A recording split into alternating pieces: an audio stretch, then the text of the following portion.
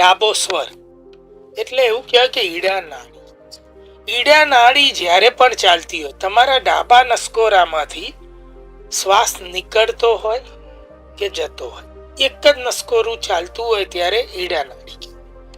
આ ડાબા નસકોરામાંથી જ્યારે પ્રવાહ ચાલે ને તો એમ કહે છે કે ચંદ્રની નાડી ચાલુ થઈ ગઈ એવું કહેવાય. ત્યારે એ જલ તત્વની નાડી છે, એટલે સૌથી પહેલા જો જલપાન કરવું એ શ્રેષ્ઠ ગણાય. કોઈ પણ લિક્વિડ લઈએ આપણે તો તેને બળ મળે છે આ નાડી. અને ત્યારબાદ જે કાર્યોની વાત કરી છે, એવું કહ્યું છે કે કોઈ પણ લેખન કરવું, કલ્પના કરવી, મનન કરવું, ચિંતન કરવું, પ્રેમ અને વાત્સલ્ય વાળા કાર્યો કરવા, જીવનમાં એવું કે કોઈ સામાજિક કાર્ય કરવા જઈ રહ્યા હોય ત્યારે એક અનુભવ કરજો કે જો ડાબું નસકોરું ચાલતું હોય ને ત્યારે જલપાન કરી અથવા કોઈ પણ પ્રવાહી લિક્વિડ લઈ અને આ કાર્યો કરો ને તો એમાં ઉત્તમ સફળતા મળે. બીજું એવું કહે છે કે ડાબું નસકોરું જ્યારે ચાલતું હોય, આ ઈડા નાડી જ્યારે સક્રિય હોય ને ત્યારે આપણે કોઈ પણ પ્રસંગ માટે કોઈ કપડા, દાગીના કે અન્ય ચીજોની ખરીદી કરવી તો તેના માટે પણ ઉત્તમ અને શ્રેષ્ઠ સમય કયો. આ તમને સિમ્પલ, કોઈ મુહૂર્ત જોવાની જરૂરિયાત નથી. આપણા આચાર્યો એટલું સિમ્પલ કરી દીધું, તમે જે કાર્યો માટે આ ખરીદો છો ને એ કાર્યમાં ઉત્તમ શ્રેય મળે જો ઈડા નાડી દરમિયાન આ તમે ખરીદી કરી તો. બીજું એવું કહેવાય કે ઘણી વાર આપણે કોઈના પ્રેમમાં હોઈએ અથવા કોઈ એકબીજાને ગમતા હોય, લગ્નની વાત હોય, ત્યારે તમે એનો જવાબ આપો કે લો તો એ ઈડા નાડી ચાલતી હોય ત્યારે કરો તો એ સમય શ્રેષ્ઠ રહે.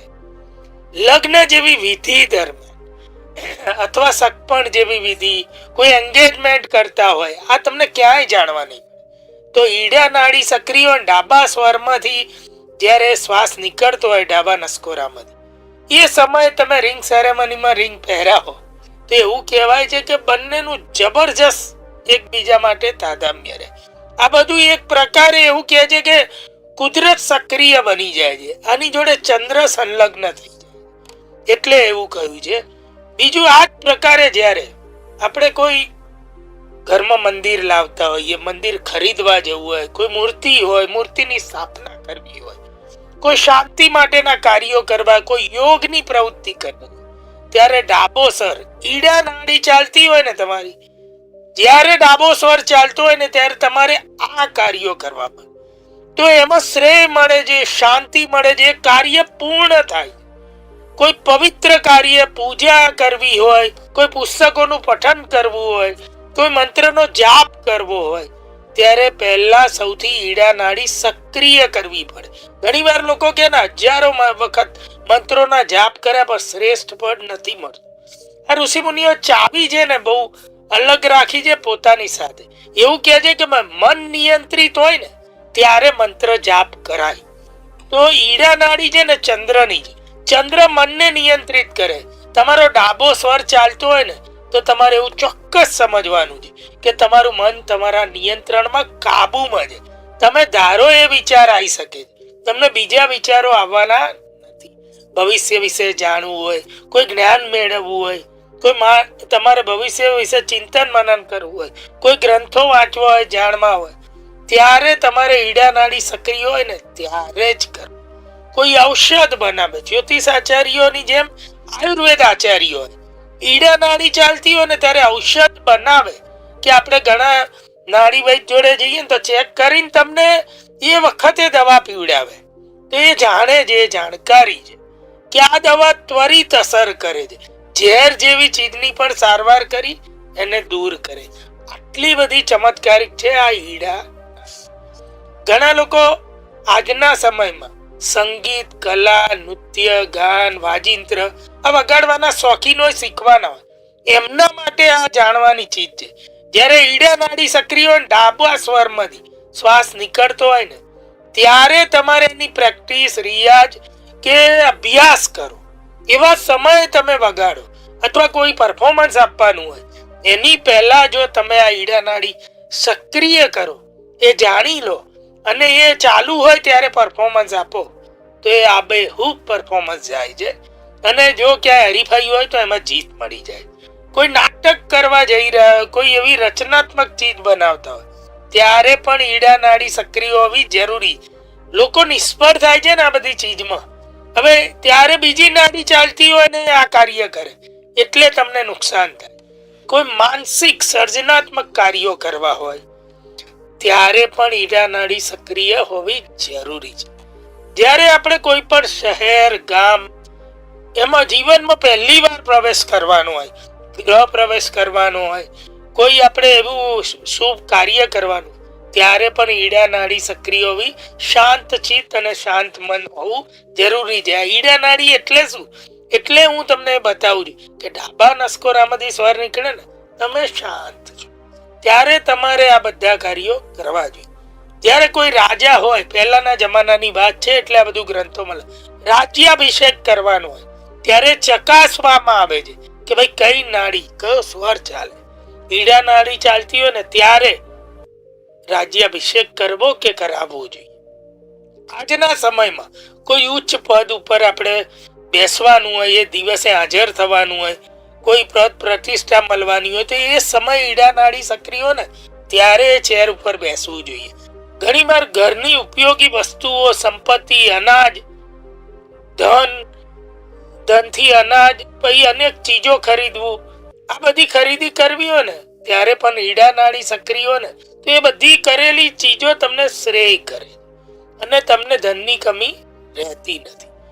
આપણા ઘરે આપણે ઘણી વાર કૂવો, બોર આવું કંઈ ખોદાવાનું કાર્ય કરવું હોય, પાણીની ટાંકી બનાવવી હોય, ત્યારે પણ જ્યારે આપણે મુહૂર્ત કરીએ ને ત્યારે ઈડા નાડી સક્રિય હોય ને તો એ જલ તમારા માટે જીવન પર્યંત શ્રેયકર રહે છે અને શુભ રહે છે અને એનાથી તમારો વિકાસ થાય છે અને તમારું મન ચિત્ત હંમેશા શાંત રહે છે. એટલે એવું કહેવાય કે પાણી છે ને એ બહુ મહત્વનું ઘટક છે. એટલે આ ઈડા નાડીનું તત્વ જ જલ છે એટલે ખાસ એમાં આવું કહ્યું છે. અને એવું કહ્યું છે કે ભાઈ આ નાડી એટલી જબરજસ્ત છે એના કારણે આ જલ જે આકાશમાંથી વરસે છે ને અને ખેતી થાય છે તો આપણે એમાંથી કઈ લઈએ છે. એટલે એવું કહ્યું છે ખાસ કે ભાઈ ઈડા નાડી જ્યારે સક્રિય હોય ને ત્યારે તમે આ જે કાર્યો બધા કરશો તો જીવન પર્યંત ખૂબ લાભ.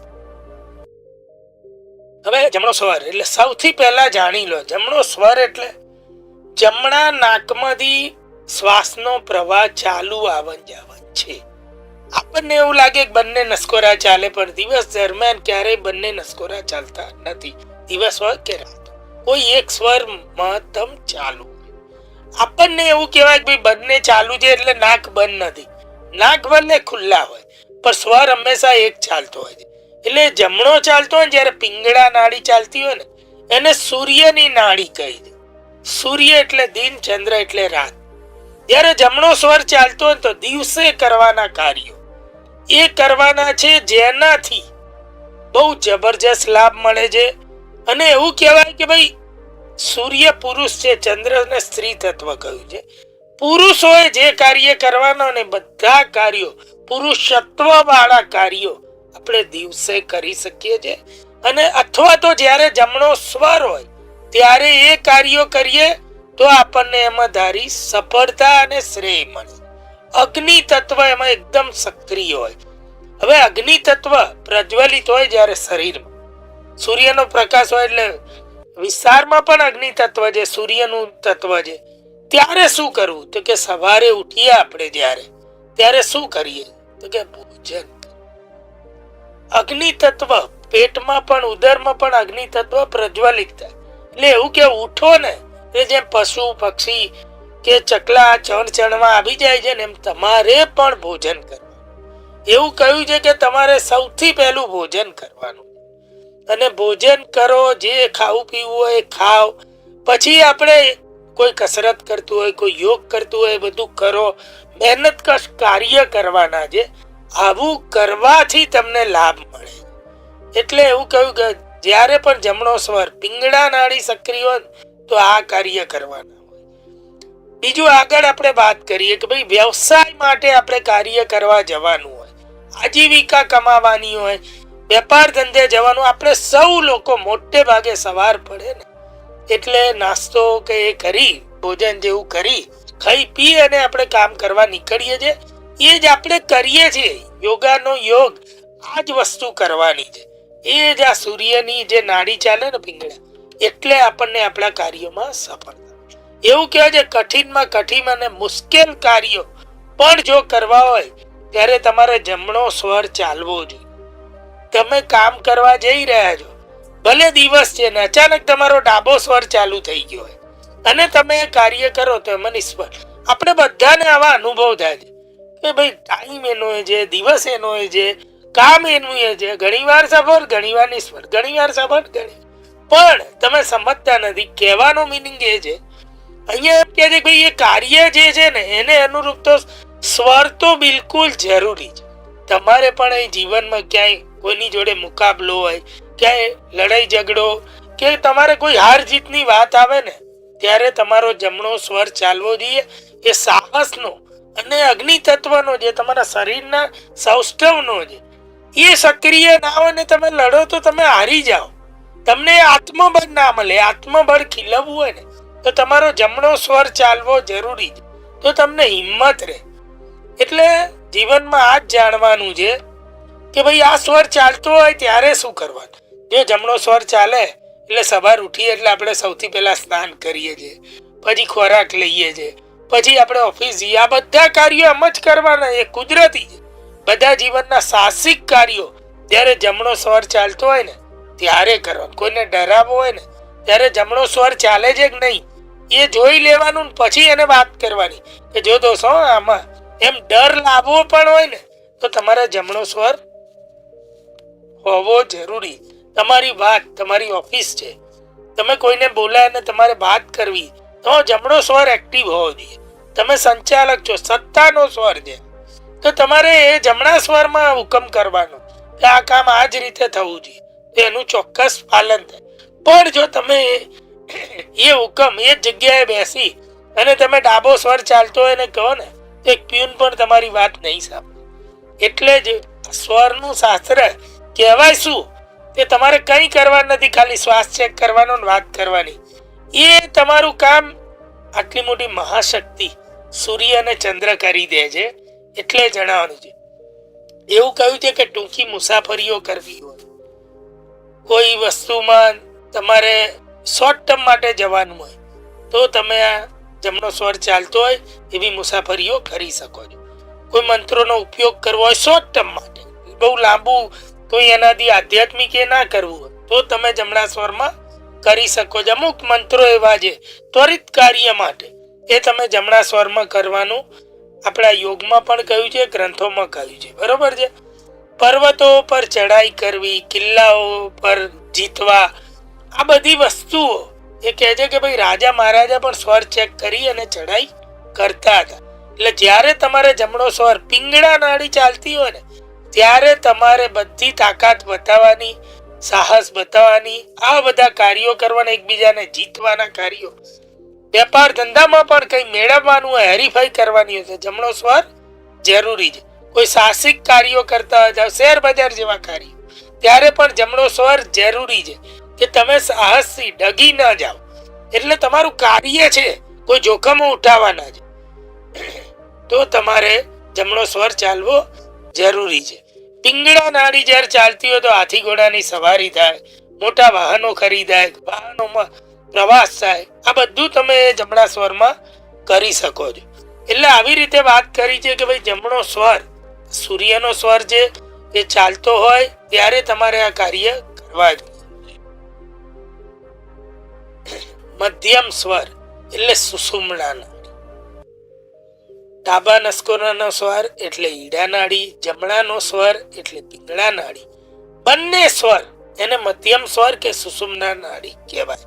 તમારા જ્યારે શ્વાસ બંને સ્વરમાંથી એક સાથે ચાલવા લાગે ને તો તમારે સમજી લેવાનું કે સુષુમ્ના નાડી.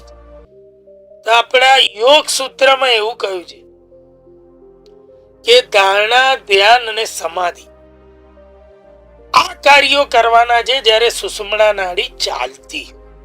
એટલે એમ કે છે કે ભાઈ આ સ્વર જ્યારે ચાલતો હોય ને ત્યારે તમારે આવા કાર્યો કરવાના છે કે પ્રભુ ભક્તિમાં લાગી જવાનું છે અને એ સિવાય કોઈ કમાવાના, કોઈ વ્યવહારિક કાર્યો, આ બધા કાર્યો નથી કરવાના. જ્યારે તમારો આ સૂર્ય સ્વર એટલે તમારો સુષુમ્ના સ્વર ચાલતો હોય, બ્રહ્મ સ્વર ચાલતો હોય, ત્યારે તમારે એવું કહેવાય કે ભાઈ શુભ કોઈ ધારણાઓ બી કરીએ ને, આપણે કોઈ સંકલ્પો કરવા હોય, કોઈ જીવનની ધારણાઓ કરવી હોય, એમાંથી આપણે કઈ અર્જિત કરવાનું, એવા સંકલ્પો તમારે શુભ કરવાના છે. એના માટે છે આ સ્વર, અને તમને તમારા કાર્યની સિદ્ધિ કરાવે. આવી રીતે બીજું પણ એવું કહ્યું છે કે ભાઈ આ સ્વર એવો જેટલો શુભ છે ને એટલો પ્રભાવશાળી છે અને એટલી તીવ્ર અસર કરવા વાળો છે. એટલે તમારે જ્યારે સુષુમ્ના સ્વર ચાલતો હોય ત્યારે કોઈ અશુભ ધારણા ના કરાય. એ તીવ્રપણે એ ફળે છે એવું કહ્યું છે કે ભાઈ એ ફળ અપાવી દે. અશુભ ધાર્યું હોય તમે તો જીવનમાં અશુભ ઘટી જાય છે. એટલે તમારે બહુ ધ્યાન રાખવાનું. સુષુમ્ના નાડી સક્રિય થતી હોય ત્યારે તમારે બહુ સમજી વિચારી અને શુભ ધારણા કરવાની છે. ત્યારે તમારે, જ્યારે માણસ અત્યંત ખુશ હોય ને, અથવા કોઈ બહુ મોટું કાર્ય કરવા જઈ રહ્યો ને, ત્યારે તમે ચેક કરજો તમારી સુષુમ્ના નાડી ચાલુ હશે, એટલે એ કાર્યમાં તમને સફળતા મળે છે. આમ આ જ્યારે સ્વર ચાલતો હોય ત્યારે શુભ કામ કરવાના છે.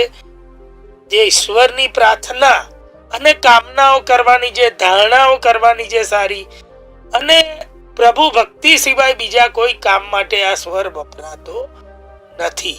એટલે તમારે ખાસ ધ્યાન રાખવાનું. શુભ ધારણાઓ, શુભ સંકલ્પો અને પ્રભુ ભક્તિ, એ કહ્યું છે આ સુષુમ્ના નાડી સ્વર ચાલતો હોય ત્યારે. દર્શક મિત્રો, જ્યોતિષી ચેતનભાઈ પાસેથી જ્યોતિષ કે વાસ્તુશાસ્ત્ર અંગે માર્ગદર્શન મેળવવા માટે અમારી વેબસાઇટ www.bestjyotishi.com ની મુલાકાત લો.